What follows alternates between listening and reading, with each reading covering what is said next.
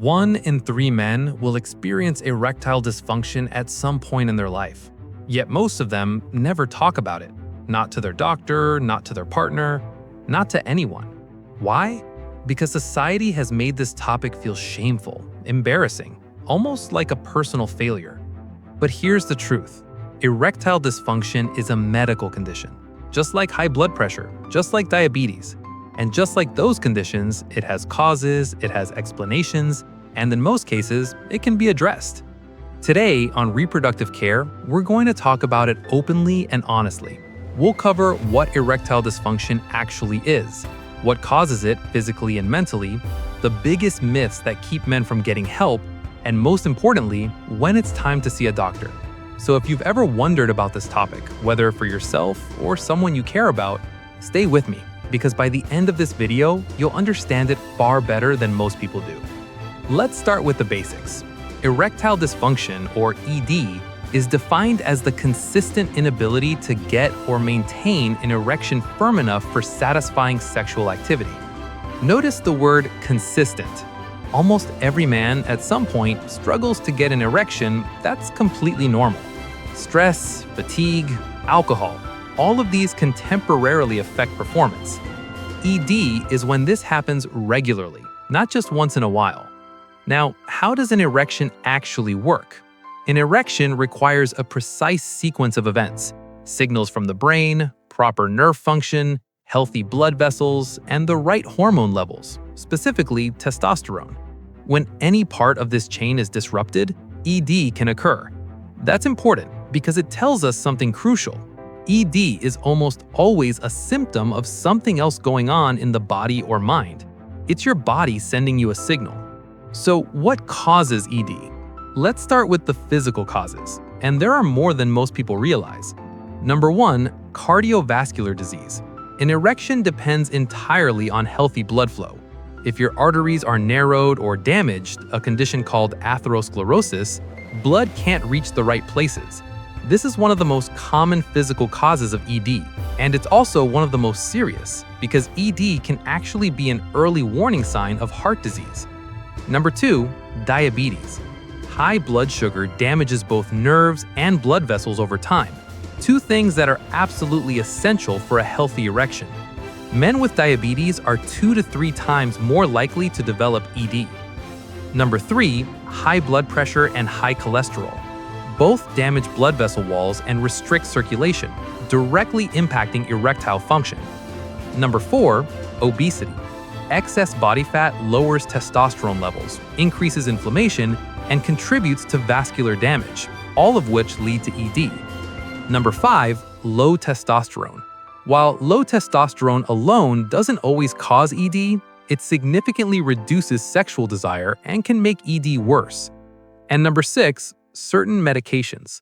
This surprises many people, but antidepressants, blood pressure medications, antihistamines, and even some prostate drugs can cause ED as a side effect. The takeaway: ED is often your body's early alarm system. It may be telling you something important about your cardiovascular or metabolic health. Now, here's something many men don't expect. A significant number of ED cases have nothing to do with the body at all. The brain is the most powerful sexual organ we have, and when the mind is under pressure, the body follows. Anxiety and stress are among the most common psychological causes of ED. When you're stressed, your body releases cortisol, the stress hormone. Cortisol constricts blood vessels and suppresses testosterone. This is why ED during stressful periods of life is so common. Depression is another major factor. Depression lowers libido, reduces energy, and disrupts the brain chemicals that drive sexual arousal, all before you even consider the medications used to treat it. Performance anxiety is a specific and very common form of ED, especially in younger men. It works like a self-fulfilling prophecy. You worry about not performing, that worry itself causes the problem, and then the next time, the worry is even greater. Relationship problems, unresolved conflict, lack of emotional connection, communication breakdown, all reduce sexual confidence and desire. And finally, excessive porn use has been linked in many studies to a condition sometimes called porn-induced ED, where real intimacy no longer triggers the same level of arousal as screen-based stimulation. Psychological ED is real, it's common, and it is absolutely treatable, often without medication. Now, let's tackle the myths, because misinformation about ED is everywhere, and it keeps men from getting the help they need. Myth number 1. ED only happens to old men. Fact, studies show that up to 26% of ED cases occur in men under 40. Age is a risk factor, but it is not a requirement. Myth number 2. If you get ED, your sex life is over. Fact, the majority of ED cases are highly treatable through lifestyle changes, therapy, medication, or a combination of approaches. Many men recover completely. Myth number 3. ED is just a sexual problem. Fact, as we've discussed, ED is often a symptom of cardiovascular, hormonal, or mental health conditions. Treating it as just a bedroom problem means missing the bigger picture. Myth number 4. Real men don't get ED. This damaging myth is exactly why men suffer in silence. ED has nothing to do with masculinity, toughness, or identity. It is a medical condition. Full stop. Myth number 5. ED is always caused by low testosterone. Fact, testosterone plays a role, but the majority of ED cases are related to vascular or psychological factors, not hormone levels. Letting go of these myths is the first step towards actually getting better.